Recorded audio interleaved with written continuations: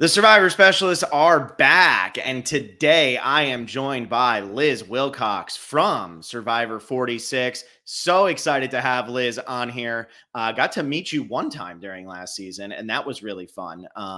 What was that? Was that like a pretty crazy? That was a pretty crazy episode. That was the Mo boot, right?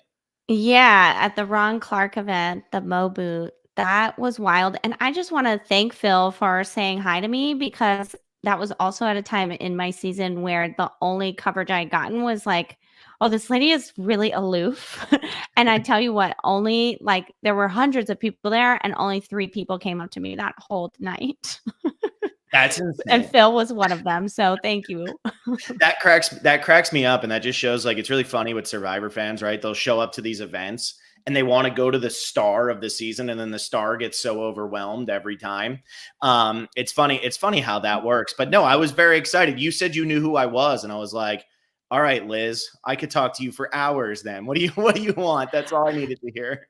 Right. Flattery will get you in a lot of places. And now we're hmm talking.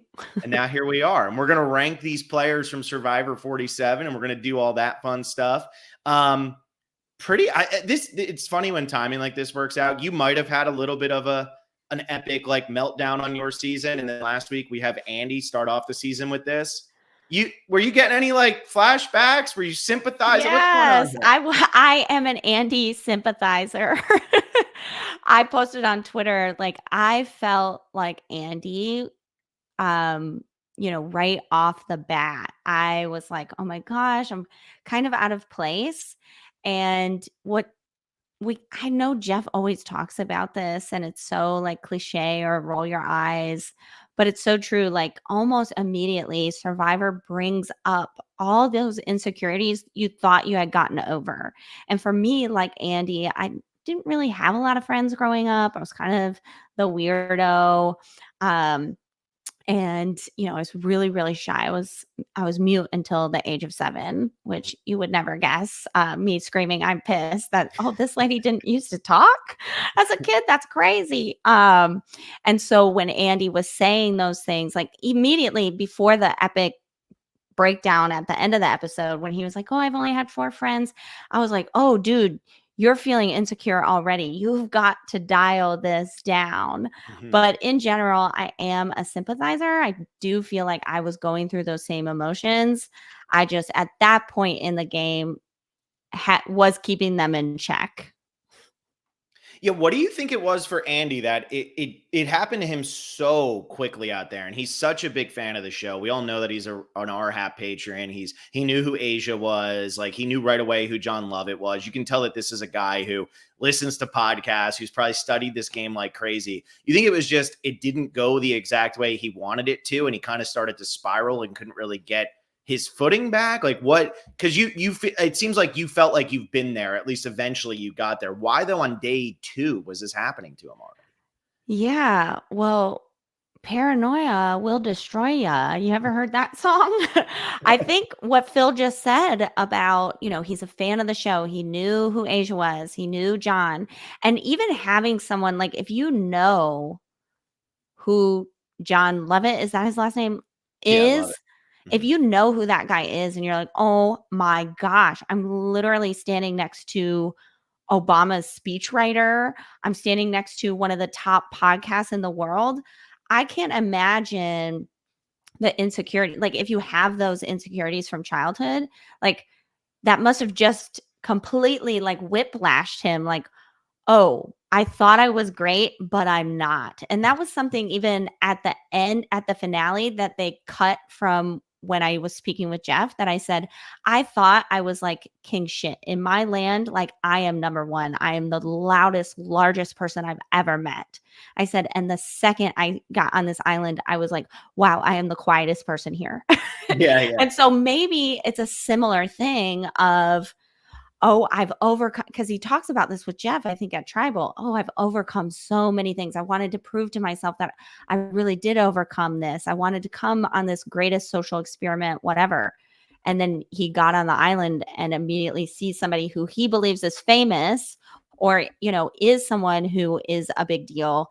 And maybe it just came back just so quick. Yeah, and it's funny you mention that though, because he did make that choice, right? Like he made the decision to go to John, who I totally agree. Like when you think about the power people who have been on Survivor, right? Like you think about Mike White, Jeff Kent, like big people. Even you talk Mhm. about somebody like Sari or Boston Rob at this point. They've played so many times, people are probably going to get starstruck by them. We've never had somebody at that level of like power. Like you're talking, this man was writing the words that the president of the United States was saying out loud.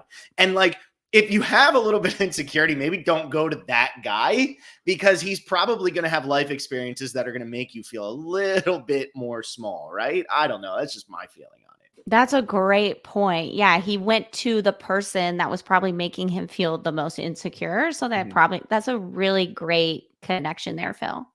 mhm. Well, so we had that breakdown and we had a lot of other fun stuff going on. We had 17 people left. Ultimately, they ended up electing to vote John off. You just played the game. You were on a pretty good try at the start. So, you didn't really have to deal with any of these early season shenanigans. You had Yanu, that helped. Good. But It did. what do you think they made the right decision here? You think they're going to end up kicking themselves kind of the way that Yanu did last season when they voted off Jelinski, who felt like he wasn't gelling? And then ended up voting off Jess at the next tribal. And it kind of seemed like they just started to then get rid of the people that they probably should have gotten rid of first. Yeah, to be honest, I wanted them to vote John out from Okay. the second I saw him and people were on Twitter like, "Oh my gosh," I was like, get him out, I'm over it already." But I do think it was a mistake. Like I don't know what they didn't show, right? It felt like, why are they voting him out? It's Mhm. very clear that Andy is self imploding this freaking quick. And this has come from the lady that, immediately wasn't eating, like immediately was starving, right? And so I get the self implosion. I really, baby, I do. Andy, I hear you. I see you. I feel you. I am you. But I would have voted you out, I think. So I think there's probably something we didn't see. Maybe, Andy did say, I'm going to throw this guy under the bus. So maybe he did tell them, hey, I do know this guy's podcast. He's really big, or I do know he's a speechwriter. Maybe he did know that. And, this guy's got a silver tongue. Just listen to the way he's talking. We've got to get him out. The same way, Yanu was like, oh, Jelinski, big, let's just get him out now. Mhm. So I don't know. I do agree, though, it felt out of left field. And like part of me, and I don't want to get into conspiracy theories here that are going to make people go, hey, what is Survivor, all that stuff. But part of me does wonder, like, did CBS not show us the flaws of John? Because I came out of that episode being like, damn, I love John. I don't know why they Yeah. voted him out. I feel like Andy was the obvious decision. They didn't really show any blemishes of John. And any blemishes they did show, it was him narrating those blemishes instead of somebody else saying them. So I don't know if he got a little edit protection there. What do they call it? Plot armor in the in Yeah, the I scripted literally hadn't deal. hadn't thought about that because I mean, I didn't get any of that. So I No, I I don't didn't think even know so. that was a thing. But I that hope that would not. make Honestly, sense. if you did, I'm a little concerned about that final Right, right, reward. right. Yeah, I don't know, but at the same time, there's something that a lot of Survivor players nowadays will say. There's no such thing as an easy vote. And if Mhm. Andy's being super paranoid, that paranoia might have started to catch fire. And now people are saying, oh, well, is it an easy vote? I Mhm. saw that on our season a lot where it was like, there was always so much chaos of like, well, that's too easy. It's too easy. And I'm like, just stick with the plan. What if it could be easy? I remember saying that a few times. Like, what if this could be easy? Let's just all pretend it's easy and it will go. And I think that's why people didn't play their idols because it was like, oh, it's too easy. This is great. So anyway, I think maybe that was it. Maybe it was like, well, maybe it is too easy. Maybe we do keep Andy. Maybe there is something going on with John? Yeah, no, it's true, and it's like I feel like either vote would have been easy. I just thought it was what I thought was most interesting about the argument was when they started arguing they were keeping the strength. And I was like, Andy made like a very strong divot in the sand over there, but that was really what he did for the second half of that challenge. Like he wasn't running around like James Clement or Jonathan Young. Like I don't really know. I don't know what they were talking about with the strength things. I didn't feel like John really performed all that poorly. So I don't know. No, I think they, it's just looks. And I mean, I didn't personally have to go through this, but we would always set up, oh, if we go to tribal tonight, this is this. And it was Mhm. always just the most ridiculous stuff. Like, oh, well, so we want to get rid of Soda, but she really is strong. What about, like, look at Venus? She's, she can't keep up. It would, and it was like between those two all the time. It was like fake scenarios. So when it's real, I can only imagine how more frazzled it is. Like, okay, fine, let's just look at him. He's just bigger. What if we have to move a big boulder next week or whatever? Yeah. I mean, the challenges were actually physical to start this season. So I guess there is the argument to be made. Um, what did you think about the idol scenarios? We just watched on your season, everybody get an idol and everybody forget that they're supposed to be used, that you're not supposed, like, you don't just get protection by holding it. And now we actually see Survivor make massive changes to what the idol situation is. And now we're seeing you find it, then you have the option to make it a better idol, and then you have the option to make it a better idol. We see Gabe and Rome both going through this entire process. We see Gabe eventually stop at 3. What do you think about this process? And what do you think about the way that Gabe, and especially Rome, Mr. Soaking Wet Hair, coming out of the well, running away from his tribe? How do you think they handled this? Yeah. So number one, the key within the key within the key or the box or whatever. To me, it was like giving, we have 90 minutes now, guys. What should we do? It was Mhm. like, but it also did lead to some really entertaining moments, like Phil just said, right? Like, oh my gosh, Rome is upside down in the water well. Gabe is dropping his box from the top of the hill. Like, that was it honestly was entertainment, even though it was like, okay, this is a little excessive. Gabe and Rome delivered. I think they made I loved it because it started off thinking the cast was like, oh, they're very reasonable people. We've got John narrating episode 1. I'm like, oh, 46 could never be this concise. But we had those messy moments. And I loved that. I honestly loved that the idols were making these ridiculous moments happen. So I Mhm. think the episode wouldn't have been as entertaining if it was just, Sam or Caroline or Genevieve or John, speaking very rationally. We need those hot mess moments. Yeah, I think there was not so much a concern, but I think when we were doing our preseason content, Will kept saying, this cast is so excited. They're so excited. They're so excited. And sometimes when you get a really excited cast, they do try to play it more game body. They're a little more rational because they've seen it so much. They're so pumped to finally have their opportunity. I feel like I might fall into that a little bit if I ever got the chance. I feel like part of my personality might die so that I could be like a little more cerebral about it. This cast didn't seem all that cerebral about it. Really, the only one who seemed to be playing with like a brain in the first episode, or at least that we saw, was Teeny, when Teeny was running around going, Rome is a mess and I'm going to be the leader of everybody behind me. Like, saying that I'll work with Rome, but if he's going to act like this, I'm going to vote Rome out, and having the ability to get everybody on your side. I thought Teeny did a great job. And I know there were others throughout that episode, but I just thought that was one example of somebody whose personality still shone through, but also was like thinking, because Amen. Rome wanted to play aggressively, but how aggressively are we playing right now? Yeah, shout out Rome. I was dying laughing, but also I was yelling at the TV because I'm thinking, "You can do that at night, bro. Like, if you Mhm, know you have to go to the water well, like, what is the rush?" Especially it's probably I think it was, like, day 1 or day 2. I don't mhm. know. It was before the next challenge, like, you have at least one night where you're gonna be able to grab that key, and for me, I mean, well, I didn't even look for no idols because I didn't want none of that on And me. that's why you For made it to fire instead of getting voted out on your season, essentially. Amen, amen. It was one or the other. I just didn't know it, but I picked that one. Anyway, yeah, I'm yelling at Gabe at the TV too, like, just wait a few hours. When people get tired, especially those first few days, I was way more tired the first 72 hours than the last 72 hours. Mhm. It was like, you're detoxing from everything. You're getting used to the cameras. You're getting used to the cameras telling you not to look at the cameras. Like, there's so much going on. Mhm. And I'm like, slow your rolls, babe. Yeah.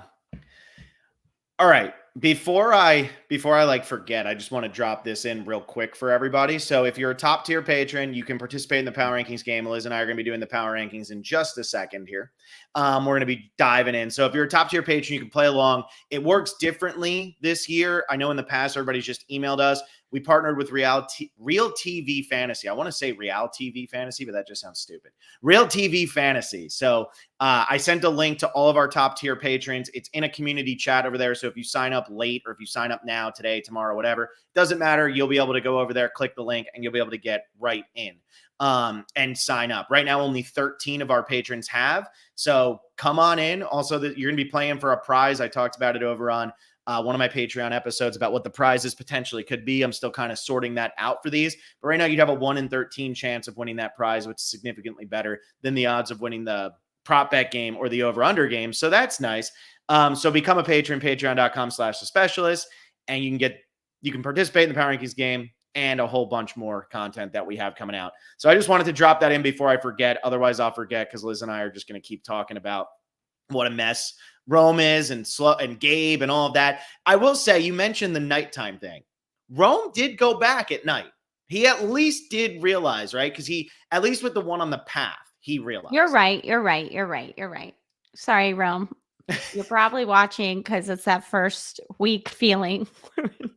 Rome's been following us. Rome's been following us for a while. So I know that Rome is out there. I'm sure at some point I'll say something that'll make him mad and he'll be like, forget you, Phil. I'm not listening anymore. Life goes on. Just say whatever you want to say. I mean, I had so much, we'll say, bad press, but I loved it because I knew what I did out there. I knew, shout out Rome. Oh my God, I love that so much. Rome is such a sweetie. I love him. He is my number one at power rank. now that he's here in the chat. I know we should have had you start the rankings before he got here, so you didn't put the guy who's covered in water running from his tribe at number 1. But that's so funny. Rome and I are so similar because I was all up in all the live chats like all day, every day. But I loved it. Like I can clown on myself for sure. Like I know what I looked like out there.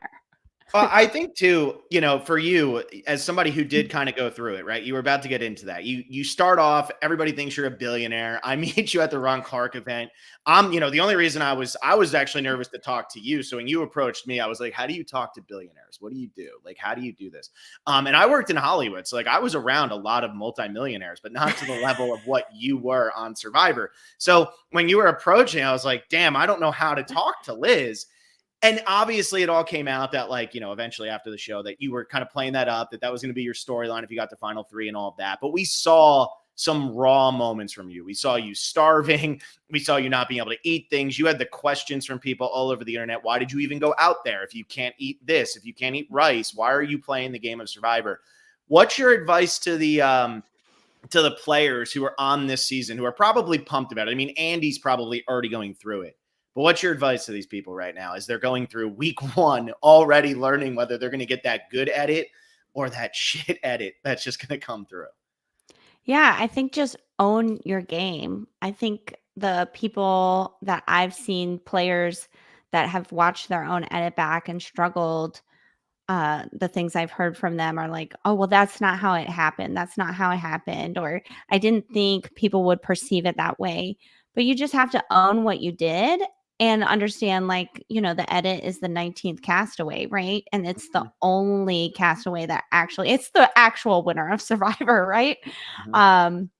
And so for me in those dark times, we'll say, it was just like, wait, I was actually there. And also at the same time, because I love myself, I don't actually have to prove myself to these people on the internet or even friends and family that are like, what the heck, Liz? What the heck, Hobag? What are you doing out there? It's like, well, I was there and I have nothing to prove. I did the best I could do. I literally gave my entire being to get 4th place. And you know what? That's how I did it. And, I have nothing to prove. So, if you're listening out there, Rome and friends, you have nothing to prove. Please enjoy this. You already starved. You've already been traumatized in one way or the other. Why not just enjoy it? Yeah. No, I think that's great advice. I mean, I know it's so hard for people, right? To just turn it off, especially when you're like, okay, I got to play Survivor. Now I'm ready to watch myself star in Survivor. And unfortunately, right? Like there's really only going to be 2 or 3 stars every season of Survivor. That's the unfortunate truth of it, no matter what. I mean, I like to think about heroes versus villains. Was Suri on that season? And remember, Suri is like as huge as she is. So yeah, it's always tough. And I feel like, Andy, I know Andy had a good tweet the other day where he was just like, I haven't read anything that anybody said, but thank you all so much for the nice words. I'm sure they've been nice or something like that. And I just thought that Yeah. was funny. I'm like, I know he's probably read stuff, but at the same time, you have to kind of find a way to find that Brandon Donlin approach to everything. Yeah, The just have sky fun isn't with falling. it. Right. Like nobody, I mean, I feel like I was the clown of my season, but I was like, well, if I'm the clown, like, come round the jester. Let's have some fun with Mhm, this, mhm, mhm. What is one thing before we get into the rankings? What's one thing you wish they would have shown of you that didn't end up making the cut? Is there anything that stands out? Maybe two things. Number one, I wish they would have shown me and my strategy. Like, hey, I'm pretending to be a millionaire. Hey, I'm voting out my tribe on purpose so that they're on the jury. Hey, like Mhm. strategy would have been nice. But I think one thing that wasn't, you had to like really like me to see it, if that makes sense, is I am very much a people person. I think people really liked me on the island. And, that's the reason why I made it so far with 0 votes. You Mhm. don't make it that far without 0 votes if people don't want to be around you. It's and another, who was it? Romeo in season 42. It's like throw Yeah. some votes on Romeo, right? Because they were like, he's kind of annoying or whatever it was about him that they didn't want, they wouldn't mind if he was away, Yeah. right? And so you don't make it that far without people liking you and without making really solid connections. And that's something I wish that they could have shown of like, oh, wow, people actually like Liz, Who she's was your super closest cool. out there? Myself. I was close. Like I loved myself. I was my number one ally. I didn't trust anyone but myself, but I did get very close. I was very close with Tevin and Hunter pre-merge. And then during the merge, I got incredibly, incredibly close with Kenzie. Mm, gotcha. Well, before we jump into these rankings, which we're going to do right now, I just want to throw these two up. This is Sarah. Liz, I love you. I never jumped to a video so Hey, fast. Sarah. And then we have this one here, Cody Brayman. I'm pissed. I'm late to this podcast. Glad you're here, Cody. Don't be a hoe bag. Show up on time next time, okay?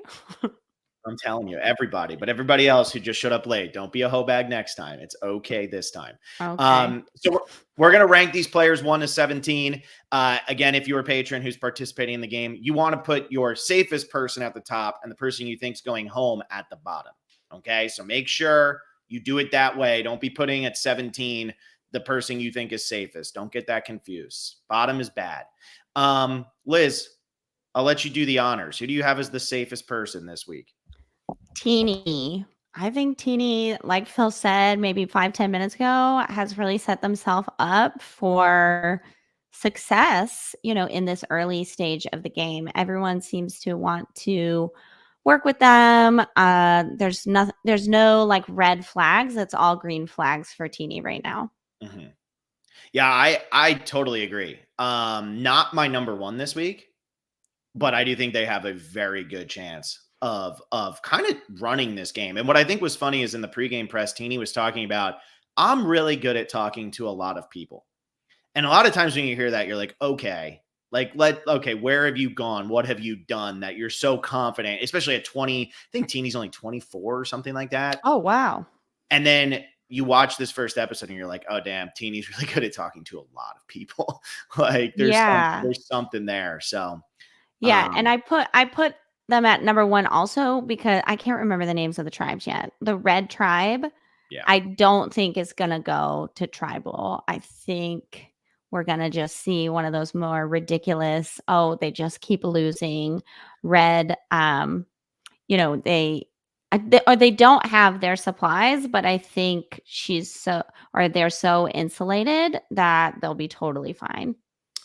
Yeah. No, I am totally totally in agreement here. I think that everything we talk about in like the first 15 to 20 minutes of this power ranking is gonna be a moot point because I think Yellow is just gonna lose again.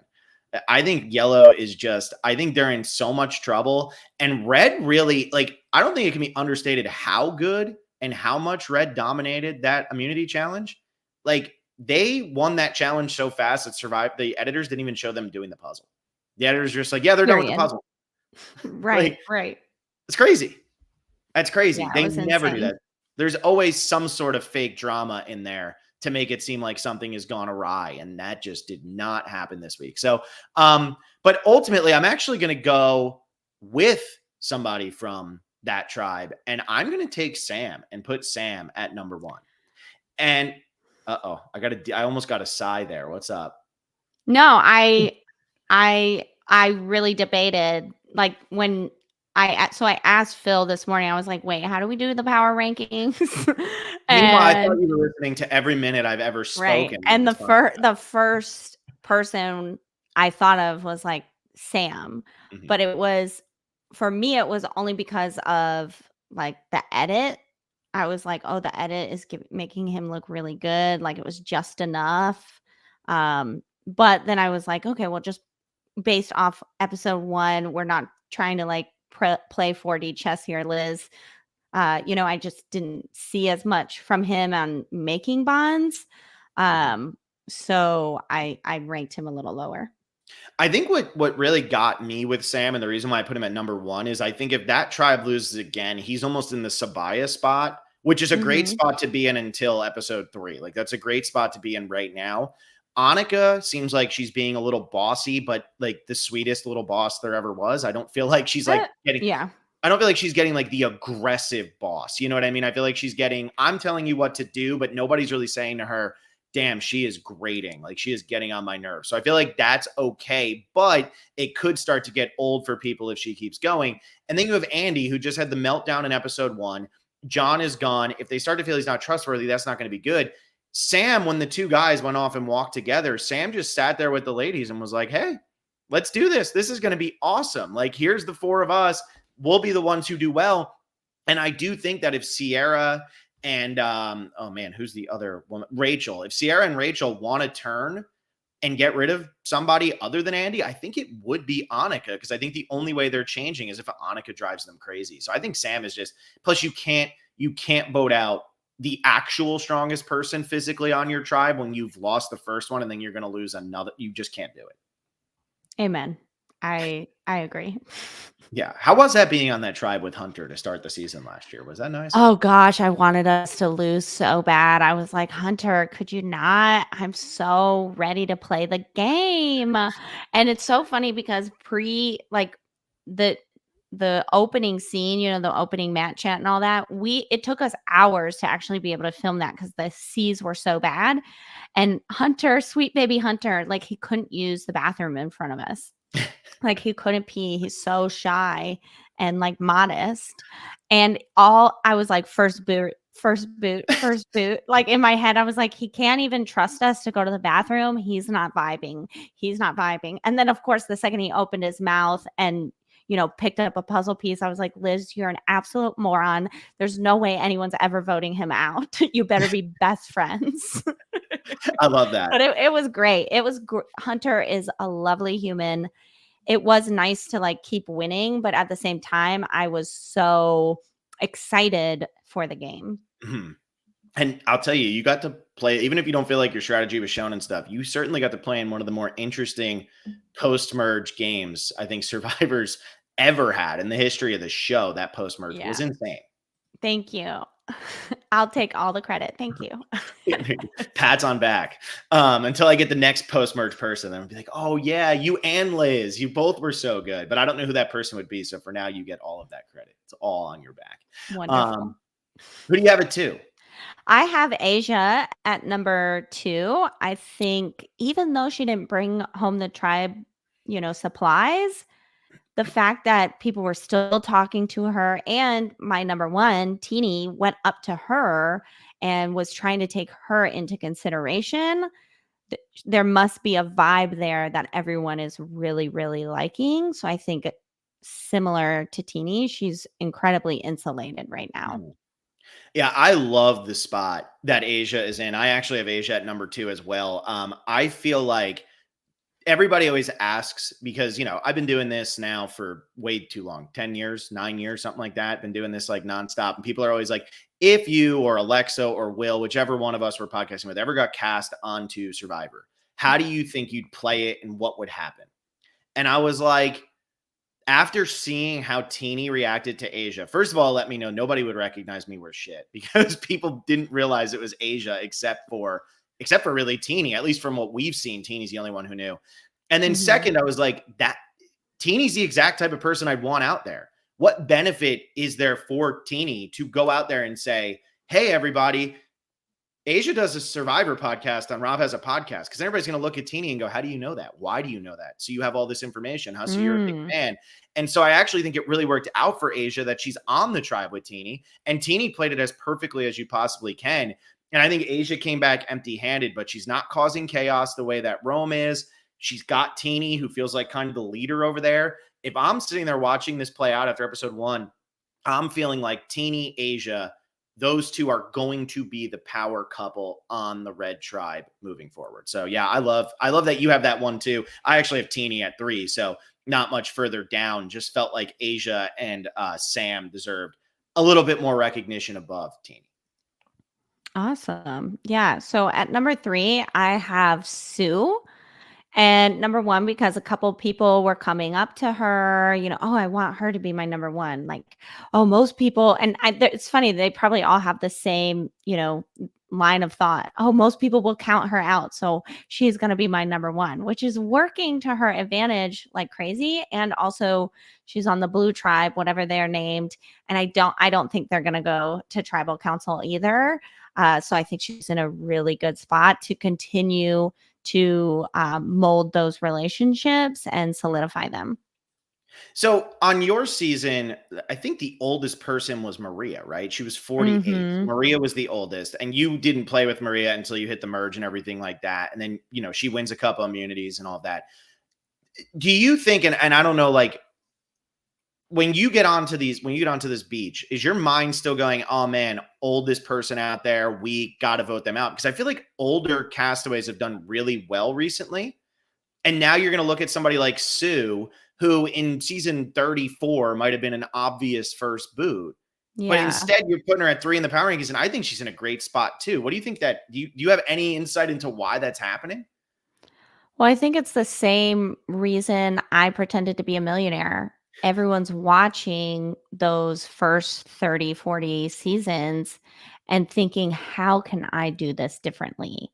Mhm. And, how can I predict what they're thinking and use it to my advantage. So for me, it was, well, I know we used to play a game where if you had money, you got voted out. But now it's like, oh, maybe I'll keep her to the end because no one's going to vote for her. Right. Mhm. And so I think it's the same with the older people of like, oh, it used to be, oh, we need tribe strength. We need tribe strength. But now the game is 26 days. It's like, actually, I need somebody who feels scared and who is thinking her tribe thinks that. And so therefore I'm going to, make them an ally. Mhm. No, I think it's really interesting because I mean we saw it work really well for even though obviously the debacle at the end of the season, but like Charlie and Maria, they were able to make that work because it was just a twosome nobody expected. It was somebody nobody expected, and now here we have Sue playing with Gabe. That was not on my bingo card when I was looking through the cast at the beginning of the season at all. I never thought that that's the pair that would have lit up together. Yeah, that's so interesting because I knew Charlie and Maria were working together from day one. It was very obvious. So that's funny that you think, oh, nobody would expect that. I was like, yeah, they're like holding hands basically. I Like, think I think the other thing though is like Gabe and Charlie have a little bit different of a personality. Gabe's coming out there saying, "I don't want to have friends. I don't want to do any of this," and Charlie's like, "I love Survivor." Like, I love woohoo! everybody. Yeah. Yeah. Yeah. That's so funny. But yeah, it is an unexpected couple. And I think Sue is just savvy enough. She's a business owner, Mhm. and she's also like ripped. Did y'all see her with the puzzle piece? Like, put Oh that yeah. in the chat, like hashtag ripped, right? Like, I was like, oh, she's good. She's good. They're not voting her out anytime soon. Yeah, I was very impressed with that too. And like, I mean, she looks jacked, but sometimes like, you can look jacked, but if you're a little bit older, like it can just wear you down eventually. We saw that with Joe Del Campo, like back all the way in Mm. Michelle Fitzgerald season. It just got to him eventually. He's 72 years old playing Survivor. It doesn't matter how jacked you are. But yeah, Sue carrying that puzzle piece like it was a toothpick. I was like, all right, there we go. Good Yeah, job. it was giving Tiff from season 46, like, just, Mhm. you know? Not a care in the world. Right. So you go Teeny, Asia, Sue. Who do you have at number 4? I have Caroline, and simply because we didn't see much of her, and I felt like if she's gonna go next, we might have seen a little bit more from her.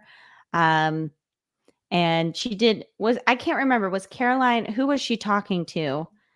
So she was It was making Sue. some connections. Yeah, yeah. It was So Sue. she was making that connection. Sue is super smart, so she's going to want to keep those people that are, insulating her, so to speak. So I think Caroline's in a good position simply because Sue is in such a great position. Yeah. Yeah, I will say that. So I have TK next, also from that blue tribe. So you've done 2 now from the blue tribe, and I've now talked about one person from this blue tribe. But I just feel like this tribe's not going to lose. And I feel like what we focused on in this first episode was Gabe finding his idol and then telling Sue about it. We had Sue. Mhm. The only thing we heard from Caroline was her and Sue having some sort of relationship. And then we have TK come back, and all of a sudden, every guy on the tribe is just going goo goo over TK. And so I feel like TK is in a really good spot. And I feel like Caroline's in a good spot. I feel like Sue's in a good spot. I feel like the dynamic on that tribe felt like the dynamic on your tribe in that early first 2 episodes where we didn't really hear much. We were just hearing Mhm. from who the key players, who the deep players in the game were going to be. And so that does make me feel pretty good for Sue. And it does make me feel pretty good for TK and Caroline. It doesn't really make me feel much for Gabe because they were going to show us everything that happened with him no matter what. Um, but yeah, I have TK at 4, but Caroline impressed me a little bit in this episode too, because I wasn't sure how she was going to fit in with everybody, but it Mhm. seems like she had no problem at all. Yeah, she seemed friendly. What we saw from her were, good clips, right? She's smiling, she's talking, she's with the group. So I think she's in a good position for sure. Mhm. And who do you have at 5? I have Kishan for a very similar reason. Didn't see, I think he had one confessional. We didn't see much from him. I don't think the tribe is going to go to council. And we didn't see him making as many connections, but I didn't see anyone looking at him sideways. Mhm. Yeah, Keyshawn's a tough one, right? Is it Keyshawn? I feel like I haven't heard anybody else say his name like on the Rome, show tell yet. us in the comments. Yeah, I need that like soon. But so his one confessional was great. I loved his one confessional, but then he just disappeared. And I was like, but he's got such a big personality. Let's bring him back. And it just didn't Hmm. happen. So I think that we're gonna hear more from him before we go. I don't have him in my danger zone, but I'm just not ready to put him here just yet. Um Yeah. It's giving 4th place fire. We gotta give him something.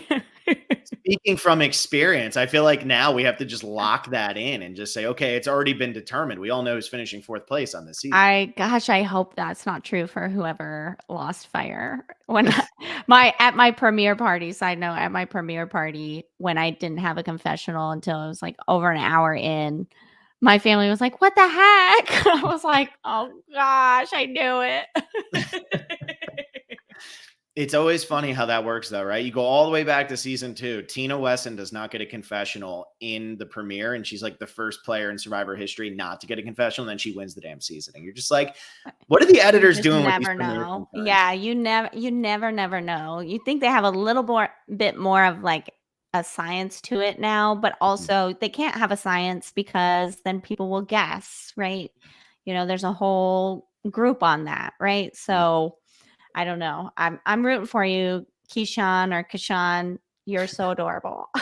I know. I kept saying Anika instead of Annika because there weren't 2 N's, and I've only seen Annika spelled with 2 N's. And somebody in the chat said Anika, and then I got called out for it. So it's hard. It's hard when I'm like not used to the names every time, and then I just say them wrong over and over again. So hopefully it's Kashawn, and we're saying it right, and we're good. We're just boring white people with boring white I people know. names. We're trying Phil, our best. Liz, like it's too easy. Phil and Liz, right? I know. And then I'm sitting here and I'm like, man, people are going to be judging me so hard for not being able to pronounce these names. And I'm just like, I'm He's sorry. doing great. Phil's doing great. Let's give him some I'm love trying in my the best. chat, please. He's doing great.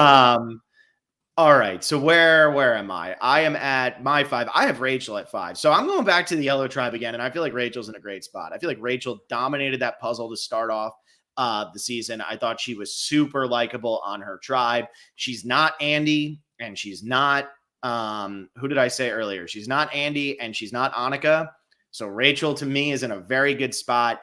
I feel like her, Sierra, and Sam are going to end up being the ones who are running that tribe. And I think she has a great personality. I think she popped a lot more in this episode than I was expecting her to before the season began. Okay. We got somebody catching up right now. They just threw I the see code. that. They just caught up to that part. So here we are. Shout out, Cody. Who do you have at 6? At 6, I have Kyle simply because I like Kyle and I'm trying to manifest this for him. He's a Michigan boy. I'm a Michigan girly. I just love his story. I want him to have as much money as he possibly can to go home and build a life for his family. So that's why I have him at number 6, because we didn't really see much of him. That was another brutal one. Him and Kashawn back to back. Fantastic, like one confessional, but then got nothing else. And you sit there and you're like, okay, like Kyle, what a backstory. Let's hear more about this. And instead it was like, hey, I have 4 stoplights in my town. Bye. Like never gnarly. Yeah, like, that was it. I hope we hear from him before like October 20th now, because I could totally see Kyle, if he gets on a winning tribe, being that player who just kind of falls to the background a little bit. Which would be a bummer. But it would be a bummer. He seems like he's got a great personality, but it might be similar to what Phil asked me, oh, what do I wish they showed? And I said, oh, I wish they showed how well I got along with everyone. Maybe, I'm hoping Kyle is a similar type of player that's just getting along with everyone, but maybe he's not making a big move anytime soon. So he's kind of in the background right now. Mm-hmm. Yeah, I could definitely see that. I have Sue at 6. So finally have Sue. Not much further behind than you. Still way higher than, like I said, I just feel like the game of Survivors changed so much. Normally it would be, hey, I got the 40-plus-year-old woman, and you're automatically putting that player in your bottom 3 or 4 for the entire pre-merge. And I just think that's changed. I just think the game has become so much more social. People really aren't worried about it. I mean, we saw a season 5 seasons ago, where Jonathan goes all the way to Final 4 and makes fire and gets knocked out. And he was one of the strongest people to ever play Survivor. I don't think people are concerned with it. And if Hunter would have played his idol last season, who knows how deep Hunter would have gone. So I like the eye roll. I needed that. Sweet baby Hunter. We love him so much. Oh, Hunter, if you could go back. Come on, man. So yeah, I have Sue there. I just feel like I love Sue. What I got from her in this first episode, a lot going on. And I was entertained the entire time. So I got her high.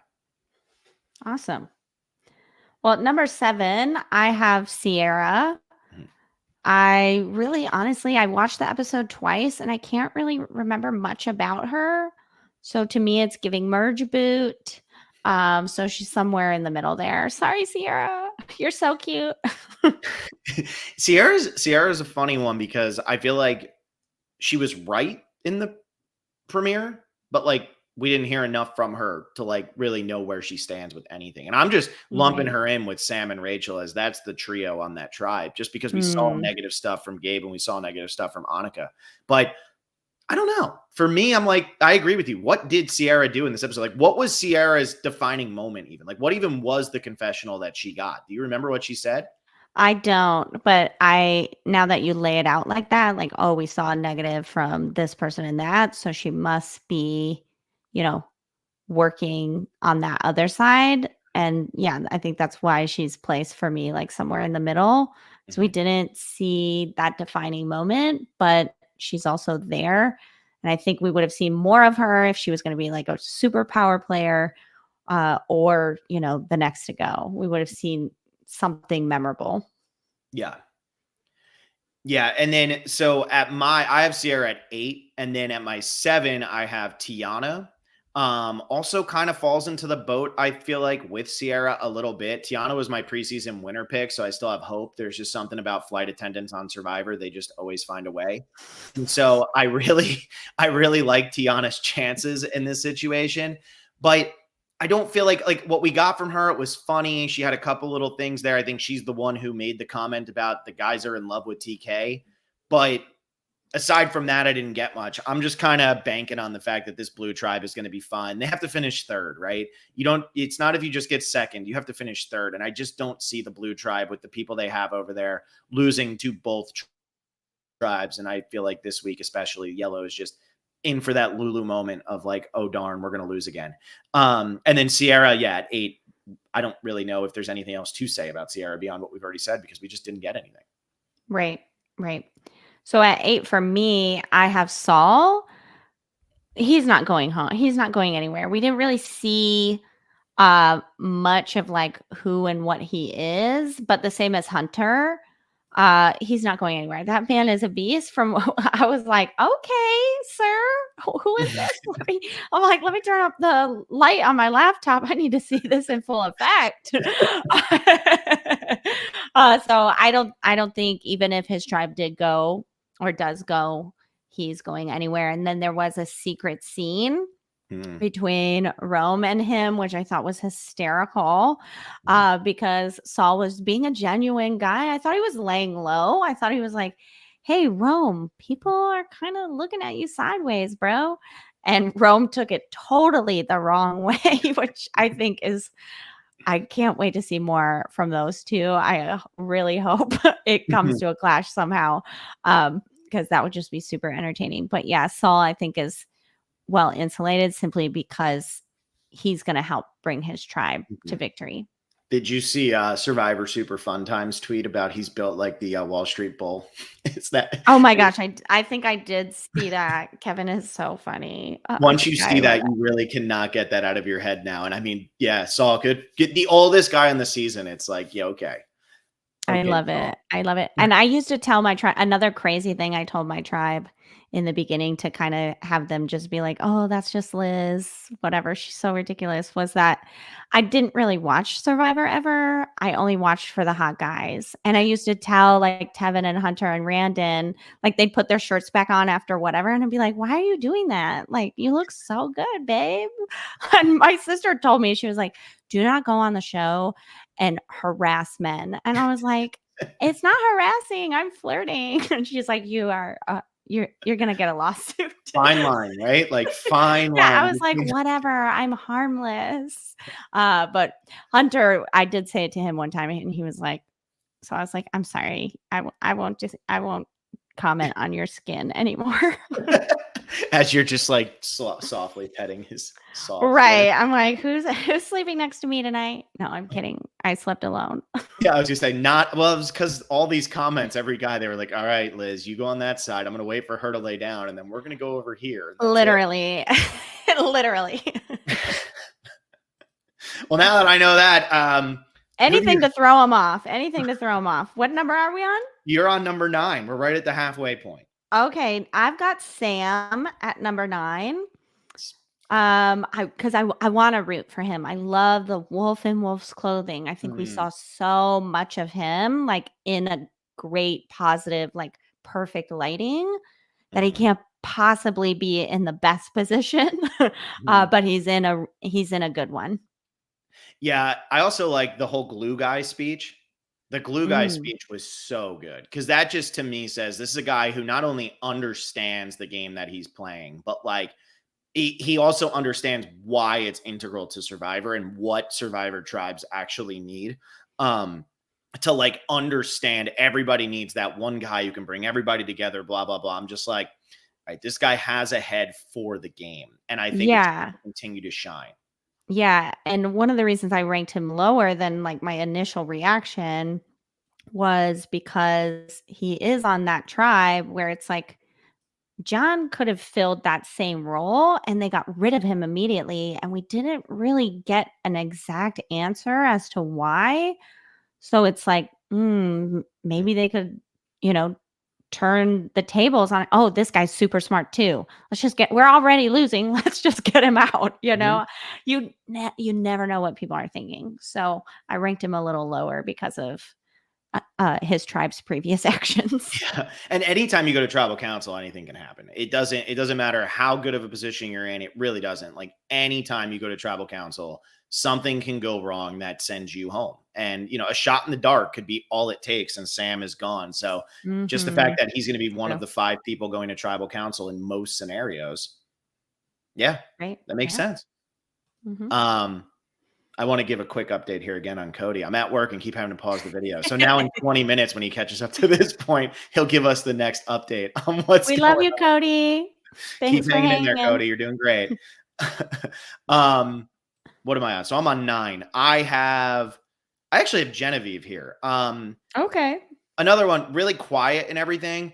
I do feel like the thing with Genevieve is just that out of everybody on this cast, she's just somebody who's going to be quiet. I feel like if Genevieve wins this season, what we saw from her in episode 1 is probably what we're going to see from her consistently throughout the season. I just don't feel like she has, and I'm not saying it as a bad thing, she just doesn't have the personality to match what Rome and Gabe and like Sue are bringing to the table right now. So I could see Genevieve falling to the back a little bit, but she's kind of reminds me of Michelle Fitzgerald, where it's going to be one of those where if she keeps getting confessionals, that Mhm. probably means she's going to either win or get really far in the game. Because I do feel like, just from that one confessional I heard from her, I'm like, this is the type of player that Survivor generally will give 1 here, skip an episode, 2 here, skip an episode. So I'm curious what'll happen, but I don't feel like she's in danger of actually going home this week. You got me questioning my system over here. That's a good point. That is a really good point. I've watched way too much Survivor and just talked about hypotheticals so often that you start Right. to believe Well, your that's what makes him the specialist, you guys. just believe your own hypotheticals. You have to. You have to be delusional. I know people tell me almost every day how delusional I am, and I'm like, yes, I'm so delusional. How the heck do you think I got on Survivor? Right? Like it's delusional to think you could apply and be on, Mhm, so mhm, delusional. But mhm. I did it. All right, we're at number 10 now. Man, I have Rachel at 10. I know you said, "Oh, she's in a good position." But honestly, this is like maybe I am an emotional player. She just gave me the ick, so I like lowered her rank.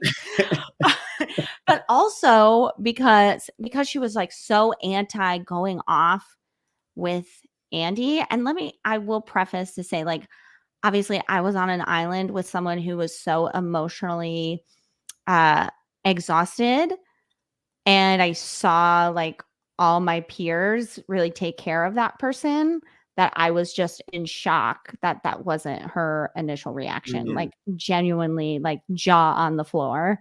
Like what?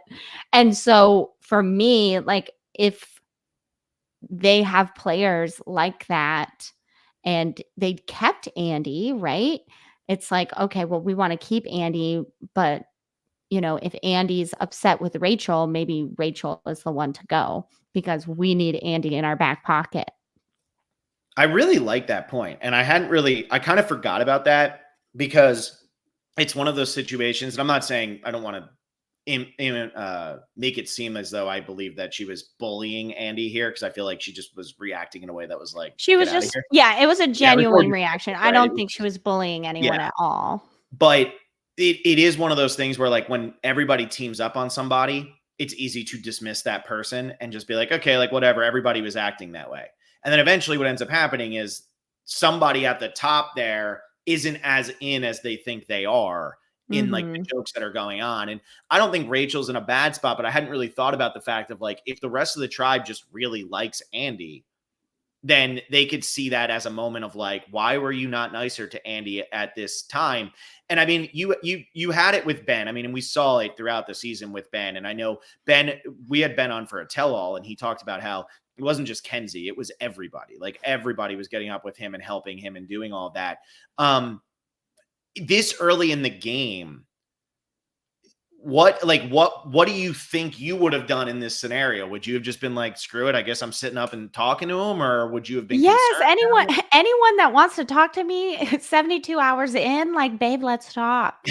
it? And because there's nothing is solidified. And also, this is a game where I have to get votes at the end, Mhm, right? Like, and I'm not gonna make you feel like shit mhm, about reaching out to me on, like, day 2 or whatever it was, and now you have 24 days to harbor a resentment against me, and maybe you go to the jury and you're like, "Oh, I knew she was a joke when she wouldn't help me XYZ." mhm. Like, she's thinking about the here and now, which you have to think about, but you have to also think about, if you're playing to win, you're thinking about day 26. Yeah. And I don't know, I can't predict. I have no spoilers, but if I was Andy, I wouldn't vote for her if she was final 3 and I was on the Mhm, jury. mhm. She Yeah, and isolated me in the first 72 hours. Are you kidding? I feel like it would have been an easy thing to go back to the tribe with too, of like, what were you guys doing? Well, he was having a bit of a panic attack, so I sat down with him. I don't feel like it was a hard. They could say, "Oh, well, you were scheming." It's like, go talk to Andy right now and tell me what you were Literally, scheming. literally, she's giving paranoia because there's a difference, and I know this simply because I had my own emotional breakdowns, Ben did. There's a difference between, oh, they're going off and that's suspicious, like, and, oh, they're going off, so and so looks really, like, genuinely upset about Mhm, something that has nothing to do with the game. And I think almost every player, this is why you get on Survivor, you can distinguish between those 2, let's say, like, energies or vibes, right? And, yeah, at the end of the day, like, it's a game for votes. So, like, sister, you really went lower in the ranking when you did that for me. mhm, mhm. Yeah. Early on, though, still plenty of time to rebound. I'm over here, Plenty like, plenty singing of time to Rachel's praises. rebound, Rachel. You I'm just I'm woke me rooting up. for a Michigan girly, Mhm. so Um, well, at my number 10, I have Caroline. So I'm okay. finally putting her in here. I just have her more in the middle just because if things did go south on that tribe, perhaps they would look and say, you know what? Caroline, she's not the strongest person on the tribe. Maybe she's not the most insulated on the tribe. So I could see them maybe voting her out. But I just don't see that tribe losing. I really, really, really don't see that tribe losing. So yeah, I got her there at number 10. That makes Um, sense. That makes sense. who's your 11? 11, Rome the host. I love Rome. Rome is honestly the only person from this season who's reached out to me. He's super cool. But bro, like the walking away when you're wet, Mm, for me, I would have come up with any excuse to sit there, like to stand there. Like, oh my gosh, I dropped my cap, because I would have ripped the cap off of my damn whatever water canteen and thrown it in there and been like, can somebody help me sift this out? And I, like, and then I would have just been in there, be like, hold my legs, mhm, any creative excuse. Don't walk away. That's the ultimate suspicion. Or just like, hey, there's an idol in this water well, and then just like throw it in the fire. I don't know. Like anything other than that. That was just terrible. So I have him a little lower simply because, like, yes, I think did he get the idol? I can't remember. They have not actually given us the conclusion of Okay, his right, storyline, so right. we have So not seen him yet. okay, so he technically doesn't have a vote. He's acting super sus. The secret scene, the one Mhm, person who's trying to reel him in, he's like, "Nah, dog, I'm good, thanks." mhm, mhm, It seems like mhm. what Phil said earlier in the episode, very excited. And you really have to curb your enthusiasm those first few days. And look, like, I am ready to I will root for Rome every minute he's on. Same thing you said. He's reached out. Same. He's a I really love nice guy. him. Like, love Rome. Huge fan of Rome. Want him to experience everything this game has to offer. But I got to be a Same. realist when I'm coming to these rankings. And like you said, it's like your Christmas shopping, right? And like you're like, hey, like all of a sudden my wife comes in the door behind me. You can see the door right behind me if you're watching her now. She comes in, I'm Mhm. Xing out of the screen. She's gonna sit there and go, what are you doing on the computer? Like, what could I not look at? You know what I Right. mean? And it's like Right. immediately suspicion is going to be high. If I were to just open a new tab next to it and keep typing, be like, hey, like, give me a second, that's going to be a little bit different of a reaction. And yeah, Right. I understand in the moment, his adrenaline is probably through the roof. Like Absolutely. he is ready to roll, but your entire tribe was walking towards you. And I am curious, will Rome be able, if they go to tribal council right away, will Rome be able to overcome this? Or will it just be, hey, well, I found an immunity idol and I'm just going to play it? Like, I could see Rome being somebody who knows he's in a bad spot with his tribe right now. He gets this idol and says, I'm just going to take the one-time tribal idol because that might be all I need, and I'll play it there and I'll get rid of somebody I want to. Yeah, I think that would be so epic. And I think given that this cast just saw 46 play and they didn't see Q's idol, but they saw Gem, they saw Hunter. I can't even keep up. There was somebody else, Tiff. Yeah. I mean, I was there. I can't even remember all of them, you know. Um, Don't forget Venus. oh my gosh, yes, Venus, shout out Venus.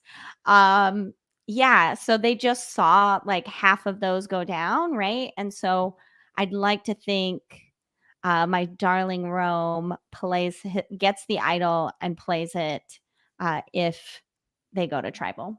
Mm-hmm. Yeah, and with that in mind, assuming that's how he's going to play it, I probably should have Rome right here. But I'm going to go, and I'm going to go 2 here because you've already talked about them both, and there's really not much to say. I have solid 11, and then I have Kyle at 12. Two Got people it. who we really That didn't makes hear. sense. Yeah, we didn't really hear much from them. I feel like they're both probably going to be integral to their tribes, at least in the tribe portion of the game. After that, I don't know what their relationships are going to be like, that they're going to go all that deep. But I just feel like with the two of them, this is a good spot to put them in. And I might have just moved Rome up a spot because of what you said, but I'll save that and, not just talk over you for the next like 3 minutes here. But quick Cody Brayman update. He finally got to the heart you gave him. So we're really cruising here. I love this for this guy right now. That's funny. So are we at 12? We are at 12. Yes. Yeah, so I just did Kyle as my number 12. So who do you have? Okay. So I've got Genevieve for that same scenario with Rome. If Rome doesn't play his idol, I think Genevieve is out. We get, we don't get a lot from her, but one thing we get is, I love Rome. And then we see Rome completely, blowing up his own game basically, in those first 3 days. And so I think if if they go to tribal, they're like, oh well, we'll just put some votes on Genevieve in case Rome plays an idol, and she'll just get that backfire. So That's that's a why really I good put them point too. together. Maybe I should have thought Mhm. about that a little bit. Maybe I should have just like not assumed that yellow was absolutely 100% going to lose. Like maybe that shouldn't have been where my mind went, because Genevieve, that makes a lot of sense that Genevieve could easily be the person targeted. And especially if Rome is playing a one-time use idol, it just Yeah, makes sense. It does. you're welcome. And Yeah. also You didn't tell me these things before. Yellow does have their tribe supplies. So unlike Yanu or whatever that other tribe was, the yellow tribe of 45, I can't remember their name. Lulu? Lulu. Yeah, Yeah. okay. Give me a Lulu. second, I'll get there. Yeah. They do have their supplies. So they are able to, have fire, which hopefully helps them sleep better at night. It's just better for morale. I cannot imagine when I think about the sting of losing, but then I think about how awesome it is that Kenzie won and she lived 11 or 12 days without fire. I'm like, Mhm. okay, babe, you can have it. I love you. That's crazy. Yeah. No, and like that's something that doesn't translate to viewers anymore because they really have stopped talking about these things. Like I understand Mhm. that everybody plays for supplies at the start of the game, but once they either acquire those supplies or don't acquire those supplies, that goes out of my brain. Jeff talks about, sorry for Mhm. you, I'm going to take your flint, and everybody goes, okay, I'm eating popcorn on my couch. Like I don't notice that person's missing their flint, and you don't mention it again ever until they get to the next tribal. And I'm like, wait, who lost their flint last time? Do they even have it? I don't remember. And Right. like, because of that, I think what you're saying there is something that if yellow turns it around, that probably will be the reason why. And I think people will ask the question of why is this tribe suddenly having success? You bringing up that point, I think only Survivor players, people who've actually been out there without certain things, will understand how huge that is. Because to me, I'm just like, yeah, this tribe is set up to be a disaster. Of course, they're set up to be a disaster, but they're Yeah. not set up to be the disaster that these other tribes were. And y'all, it's cold out there at night. Like, it's miserable. I mean, I would sleep on the fire, like on the stones. Mhm. And like, it was so, that to me was worse than not eating, was Mhm. just being cold and wet and not, having the regular amenities. So I can only imagine what tribes who get their flint taken away is like. Like Mhm. I didn't have to go through that. So I think Yellow Tribe isn't as bad of a position as someone like Yanu, because they do have those supplies. So hopefully they Yeah. can, you know, keep some morale up despite losing a member. People forget too, because we're in the Northern Hemisphere, like, they're technically shooting in, It's like, winter. winter. Yeah. I remember, like, when they were doing Ghost Island, I'm really close with Bradley, and Bradley told me that, and I was like, "That never once dawned on me that you all shoot in winter." And no matter how hot, I mean, you're a Floridian, I live in Florida right now, it's like, no matter how hot your state is or your location is, there's always gonna be colder nights, and there's gonna be things that are just gonna make you miserable in winter months everywhere. So, yeah, I didn't even think Oh, about that. absolutely. Yeah, and y'all, I remember for our season, the producers did tell us it was unseasonably cold. Like, it was much colder than normal. And just last note, just a little fun story. So one night we were all at Nami, we were all like outside stargazing, right? Well, of course we're outside, but we're like down at the beach. That's so funny. I used to be like, let's go inside. And it just meant like go up the stairs, like do the shelter. So we were out looking at the stars, and Venus and Soda, not to throw them under the bus, but they were like, "Oh my gosh, there's the Big Dipper, Big Dipper, Big Dipper." And Tevin, Hunter, and I were sitting next to each other, and Hunter goes, "We're in the Southern Hemisphere. You can't see the Big Dipper here." That's my Hunter That's impression. pretty good. I mean, that's pretty And good. it's a little thicker, I think, than he actually has. But anyway, then we start. I don't think we told them, but if we did, I feel like Venus would have started arguing with us. I can't remember what actually happened, but we were like, "Yeah, that's right. We are in the Southern Hemisphere. You can't see the Big Dipper right now." Like, it was just Now, very funny. from that moment on, Venus and Hunter were just mortal enemies. Dude, I don't know. I can't speak on it.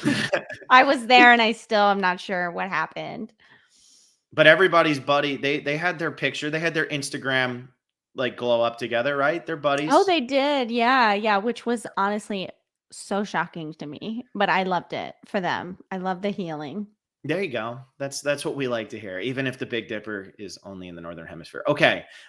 So who do you have at 13? For some reason, I have TK.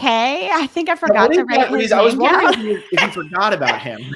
And TK is my winner pick, so I hope I'm wrong. And I'm gonna show you guys what I actually have.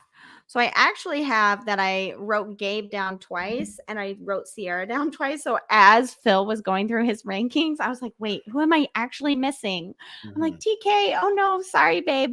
So I have TK wrongly at 13. He Mm, should probably be like where Saul is, or not Saul, mhm, because he's not going to like Sierra. I'd probably switch them. But mhm. TK is my winner pick simply because he is the hottest guy on the cast, and I hope he makes it through every episode and gets the million and gets I to keep those abs, So I don't know why he's there. My bad, guys. I effed up.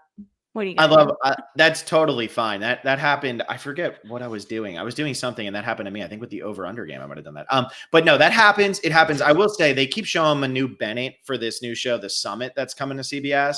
I don't know if people know what Manu Bennett like first became famous for, but he was in the Spartacus TV show, which is badass. It's like the ultimate, like, just it's a really good story. It looks like 300, but the story is so good. And Manu Hmm. Bennett was in that. And Manu Bennett played Crixus, like one of the gladiators and stuff. And I will say, as I'm watching um, TK run around, I'm like, he could have been in that show. Like, Yeah. this guy was the exact, like, all muscles, like I could have seen like this guy's going to have a career if he wanted to. If he ever wanted one, he could probably have a career in acting because he is a damn good-looking man and he is good. And I thought his He's good narration was looking. stellar. Yes, he's really good narrator, seemingly good at challenges, good looking guy, perfect teeth. TK, holler at me, I'm looking for my house husband. So I know you have a job, but I like that's so funny. I like the idea of you being in Asia's position and reaching for the key and then just being like, "All right, TK, now drag me back in." And we were All right. literally, I was like, fine, I give up. Yeah. Just, Sorry, like I with can't swim. Please don't let touching. me drown. Like, they used to say like you can huddle, not cuddle, Mhm. Mhm. production. Like we couldn't like cuddle anymore. Mhm. But they said like huddle, not cuddle. Anyway. Mhm. Shout out TK. Who do you have at number 13? Yeah, exactly. I don't know. I might just dwell on this. We might just wrap up the podcast here. I finally have Rome. I am going to put Rome Okay. here. I think that That it makes makes sense. what concerns me with Rome is he wants to play this game so aggressively. And so, like in all his pregame press, this is another one, right? Teeny comes out, Teeny says, I am so good at talking to people. And I'm like, all right, sure you are. Uh-huh. Let's see. But then again, Teeny's got that New Jersey thing going on. So of course Teeny's good at talking to people. I'm from New Jersey. Of course. Look at this. Of course. But more importantly, Rome comes out and says, I want to play this game aggressively. I'm going to win all these challenges. I'm going to do this. I'm going to do that. I'm like, yeah, okay, whatever. Like, let's see what you got. It's giving JD It's giving JD, except money. yeah, except I have to say the aggression from Rome in this first episode was at a level that even JD didn't hit. Like Yes, he came in doing what he said he was going to do for sure. oh yeah. And so what concerns me with that is the logical thing if your whole tribe catches you head first in a well, which I was concerned. I'm like, what if he flips in that well and can't get himself out? Like, is production going to pull him up by the ankles? Like he could drown in that thing. Anyway, okay. That would be my concern as somebody who's claustrophobic. But I'm sitting there and I'm like, everybody on his tribe thinks he's a threat now and thinks he's sketchy. So you get that idol, you're presented with this option. You're going to just take the one tribal council idol. Obviously, duh, no brainer. I don't know if Rome's going to. And that's why I put him down here at 13, because I think Rome could be the guy who says, no, I want the full idol. And then he tries to get the full idol. And I'm like, is it going to work? And will he be the person who holds on to his idol one tribal too long because he thinks his social game is better than it is? I don't know. But that's my biggest concern with Rome. So that's why I have him down here at 13. But if he does the logical thing, he could be the safest person this week. Good points. I hope he does the illogical thing. I think either way, if they go to tribal, it will be incredibly juicy. So, Rome, do your thing. I agree. It will definitely be juicy. So, who do you have at 14? So we're down to the final four people here. So we're getting to it. Neither one of us have said Gabe, Annika, or Andy yet. So we have three of our bottom four are the same. Okay, so we're on the same page here. I have Annika at 14. We saw some good things about her. Something that I thought about on my island time was like there's a different, and I talked about this in my casting, there's a difference between being a leader and a manager. They always say like, oh, leader is a bad word on Survivor, but I think Annika is doing a good job of being like a true leader and not a manager. She's just, hey, sprouted coconuts, which I wish we would have known about out there. Not that I was eating the coconut, but my tribe's mates would have had a lot more coconut out there. We didn't really know about the sprouted coconut until like towards the end. But anyway, I think she's in a good position, but I also think because was it Jeff or somebody called her out about like leader on the tribe? Am I making that up? No, that was said. I think it was something. Sam who said it or something where he was like, I was concerned about being seen as the leader. Cause that was, I think, during his glue speech where he said, I was concerned about being seen as the leader, but thankfully Annika's just taken over. Or maybe it was even Rachel who said it, but I think I know I didn't make that up. No. Thank you. So yeah, it was brought up at tribal and she was the only one that got a vote. So there was, and John's obviously a crazy intelligent person. So if he believed that the tribe would vote for her, there has to be, I don't know, some kind of like missing piece to this. Mhm. So that's why I ranked her so low. Yeah. No, I agree. I'm not getting to Annika yet. I still have her lower yet. I do have Keyshawn here. I think that on this red tribe, he's in the most danger. Um, and I hear what you're saying about Genevieve. I feel like Teeny, Asia, they're probably going for it if they go for Rome, like if Rome it has this idol situation. I could see Rome voting out. Maybe he would try to go for Genevieve instead, but like maybe they could all come to the conclusion on Keyshawn. What throws me off with him is the fact that he is so entertaining. Why did he get so little content in this episode? That's what's throwing me off with him. Mm, I feel like there should have been more, and that's why I'm ranking him lower. I ultimately don't think it's going to matter. I think that Yellow is going to lose again, but I just feel like the edit made sense for Genevieve and the type of personality she is. It didn't make sense for his. gotcha. So that's what I got. Smart, We smart, have smart guy. Wow, you're like a specialist. yeah, keep saying it. Boost the ego. I need it. Oh, I love boosting egos. Okay. So we're at 15. 15. I have Andy here. I don't have him any further because he was saved once. Maybe he'll be saved again. There's something about him. There's got to be something in the works of let's just keep this guy because XYZ. He'll be in our back pocket type of thing. So I think if he does go to tribal, he will be the one to go. But also maybe they don't go to tribal because they do have their supplies Mhm. like we talked about earlier. I don't have Andy in my bottom spot, but I don't have Andy here either. But I do agree with what you're saying. So the thing that's throwing me off with Andy is like, if they're claiming they kept him for strength, Mm, what would he have to do in this next episode to not be considered strong enough to keep over Annika? Like that's my take gotcha. on what is going to play out here. So, that kind of spoils my stuff. So I guess I'll just finish mine and then we can talk about your 16 Yeah, and sure. 17. But I have Gabe at 15. And then at 16, I have Andy. And at 17, I have Annika. I thought it was interesting that in everything they showed in this episode, they took the time to tell us that Annika's a leader. Um, so I did feel like, that was purposely put in and they put that in right away in the first episode. So maybe she could be in danger. The fact that they all Yeah. went to bat for Andy so hard and kept him and it was a Mm, unanimous vote really does confuse me because I don't feel like John rubbed people the wrong way that much. And then Gabe, on the other hand, he dropped the freaking box off the top of a mountain and everybody heard it. He was being weird. And he did the kiss of death there where I think he was smart to stop. But at the same time, he took the 3 tribal council idol and we saw Chris Noble get voted out in Ghost Island strictly because he went for the extra one. And if he only had 1 tribal, he would have just played it and he didn't even realize he was going home. I think he's mhm. okay with Sue. And he actually like showed some like calm when Sue was about to be like, oh my God, you have an idol. He was like, would you chill out? But I'm still worried a little bit for him. So that's why I have him at the bottom from that tribe. But I ultimately have Andy, then Annika as my bottom 2. Okay.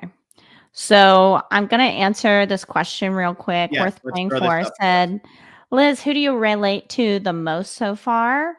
I really related to Andy simply because that's how I was feeling internally. I just didn't vocalize it. And I don't know what would have happened had we lost. We had the Hunter McKnight out there, right? And I do remember waking up on the second morning or well, the first morning, second day, basically, and Randon and I going for a walk and him being like, Liz, you're on the bottom. And you better wake up, sister. And I was like, dude, tell me something I don't know. I was the Mhm. first one to fall asleep. Like that's just an easy thing, but it did like kick my butt into gear where I was like, okay, well, everybody likes Tevin and no one's voting Hunter out. So those have to be my number ones. And I like immediately abandoned Randon and went and talked to those 2. So I do relate to Andy in the insecurities, feeling like everyone is cheering for them and not cheering for me. And that was something, when he said that, it reminded me of, and it's a secret scene between Q and I, when Q is like, Liz, why are you like, just why can't we get on the same page? And Mhm. I told him, I said, well, to be honest with you, I feel like you're getting all the accolades that I want. And I can't, it's the same as, it's so stupid. Like, oh my gosh, they're cheering for the coconuts, but not for mine. It's that same, like, you know, immature, jealousy, because it's an insecurity, right? Why is he having something I want? I thought I was going to come on here and be that guy, Mhm. and I'm not. And so now I'm insecure about it, right? So I really did relate to him in that way. I love that, and thank you so much for the super chat worth playing for. Appreciate that. That's always Yeah. nice. Um, So and I've got to you give related to him my enough to rank him at 15. I did rank him at 15. Yeah. And I mean, honestly, of course, I'd like to believe I wouldn't be the first boot either, but I have no idea. I had the privilege of coasting to the merge. I Mhm. will admit that for sure. Do you have any idea who would have been the first boot on your tribe? I think it would have been, well, I mean, I think if we would have gone first, it would have been me or Venus. If we would have gone like a couple days later, like any time after those first 3 days, I think I had moved myself out of Liz isn't fitting. Mhm. And I think it would have been Soda or Venus for sure. Gotcha. Because like I said, I immediately, Randon was like, you're on the bottom. People are already kind of talking about you. I immediately went to the two people that I knew everyone was liking. And they were like, yep, you're in. So I think I had moved myself out pretty quickly. Um, Shout out to the Andy Griffith Alliance for bringing me in. Yeah. Uh, so I've got at 16, I have Gabe. Even though he has an idol, right? He does have the idol, but it's good for Yeah. 3 tribal councils. Which is why I put him so low, because of my personal experience with players. They want to hold on to it. He did just watch, my season halfway play out, but in the excitement Phil brought up at the very beginning of this episode, he went for more, which makes me think, Yeah. right? Yep. So that's why I have him so low. And then at 17, I have Tiana. Is that how I pronounce her Wow, name? you took my winner pick and threw her at the bottom. Wow. This is a personal vendetta. Oh, no. Flight attendants or just Hawaiian? um, God. her hot take was that my Applebee's meltdown was completely entitled behavior. And when I read Mm. that, I thought, wow, you really looked at that very surface level and you really didn't read into the dynamics. And also, you didn't see me like move on quickly and not vote for Q. Like, you just saw this entitled thing and like, girl, you're about to play Survivor. You're literally about to play Survivor, and you know, humble thyself because it is much harder, much harder than you think. I mean, I hope nothing like that happens to her. I hope that she eats enough calories that, her like brain and body doesn't go into survival mode. I hope that there's no one on her tribe that thinks, oh, she's just a goat, I don't even have to feed her. Mhm. That's a really like terrible experience.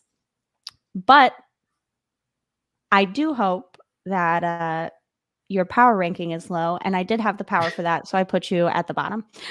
Well, can I just say this? 'Cause I think this will help you understand.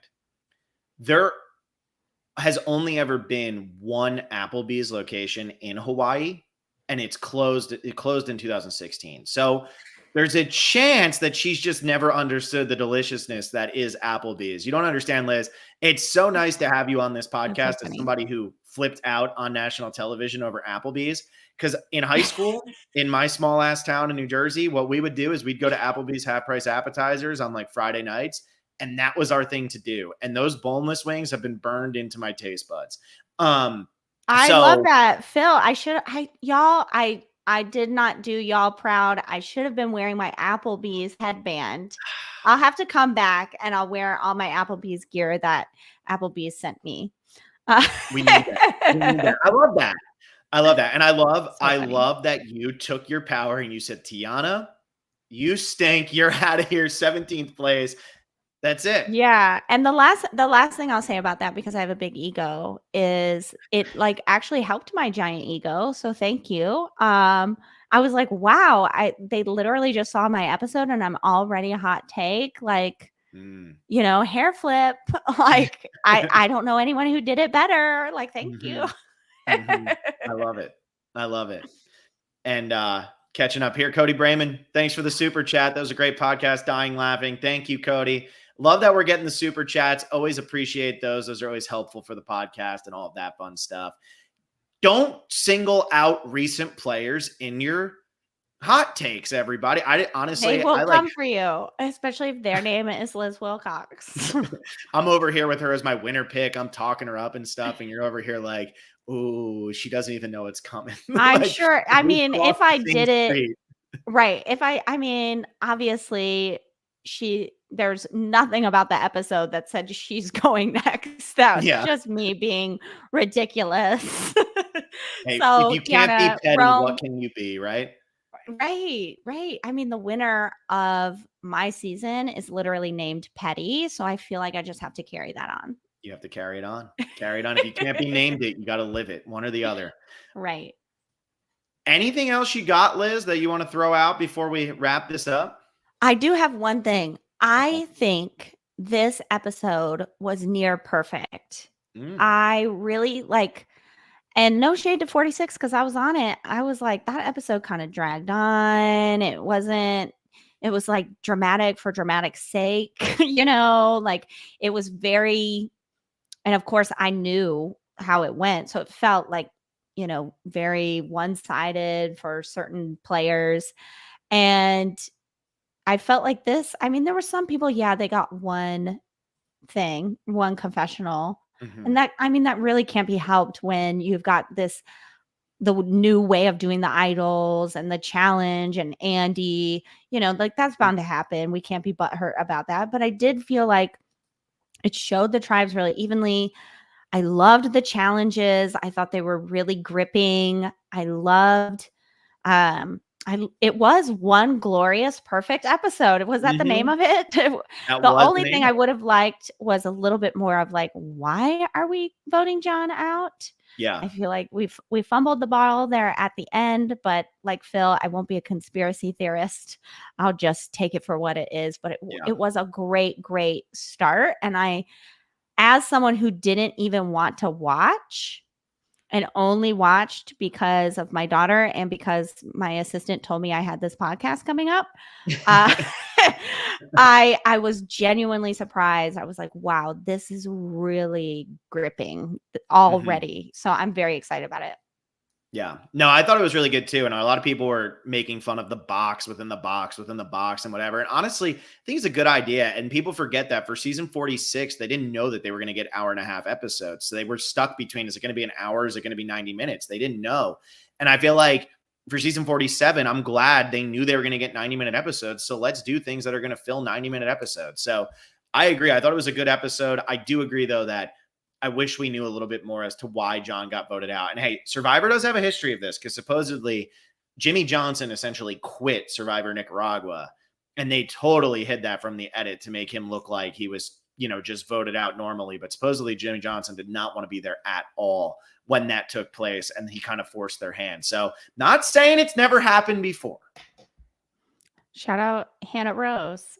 Maybe we had a Hannah Rose situation on our Yeah. hands. He was like, actually, I'm super rich and totally fine. I Like, don't want to be here. that's Yeah. so funny because I felt that way like the first and second night. I was like, what am I doing here? Not that I'm super rich, but I was like, my life is really comfortable. I've actually like grown up super poor and uncomfortable. Why did I do this on Mhm. purpose? Like Mhm. literally, what am I even doing out here? Like, I'm awesome. I don't need this. So maybe And maybe he had the same thoughts. I don't know. maybe. And we'll just never, ever, ever know. So Hey, find out one day further down the line when this whole cast gets to talk, they'll be like, John Lovett hated it. He didn't want to be there. He was dying. Honestly, I find that highly doubtful. I feel like John was I in don't think so but either. He seemed to be really enjoying himself. let's start rumors on the internet. That's what we do. That's what I do here on my podcast. I got to catch fire. I got to get the views up. So let's go. Come on, rumors. Let's get the rumor mill going. Liz, thank you so much for jumping on. This was a pleasure. I'm so happy I was able to start off this season with somebody from the most recent season and somebody who I was really excited to talk to, because I always feel like a lot of people in the community, they're like, that person didn't get that much of an edit, whatever. I'm like, no, those are the people you want to talk to. Like, let's hear what the hell was going on. I want to hear like the story and everything like that. Yeah, So yeah. Well, it was thank you fun for to hear having some of the me. tidbits. Yeah, yeah. This was super fun. Thanks to the community. You know, join the Patreon, guys. Don't be stupid. Like, let's go. Thank you for having me. Yes. And for everybody who is a patron already or wants to become a patron, play in the Power Rankings game. $20 patrons, top tier patrons, you can play in our Power Rankings game with the chance to win a prize. I sent the link to the chat, so make sure you go ahead and check that out. It's on Patreon. The link was sent in a group chat with all the $20 patrons, same way that you signed up for the fantasy game before the season began. Everybody else, think about becoming a patron. I'm covering Australian Survivor. We're doing a whole bunch of stuff, movies. Every season matters. We're into Survivor Palau. We have everything going on. Like this video, subscribe to the channel. Liz, it was a pleasure. We'll see if Tiana can survive this week or if the Applebee's curse is going to be legit. Oh, shit. Bye, friends. Bye, everyone.